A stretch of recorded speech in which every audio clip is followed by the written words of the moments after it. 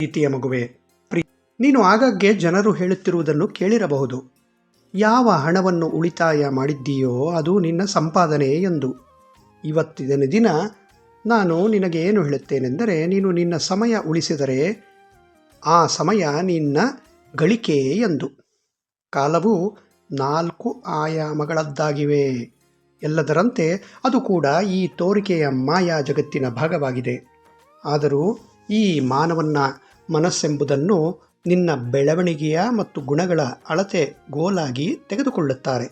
ಹಾಗಾಗಿ ನಾನು ಹೇಳುವ ಕೆಲವು ಸಣ್ಣ ಕಿವಿ ಮಾತುಗಳನ್ನು ಅನುಸರಿಸು ಮತ್ತು ಸಮಯವನ್ನು ಉಳಿಸು.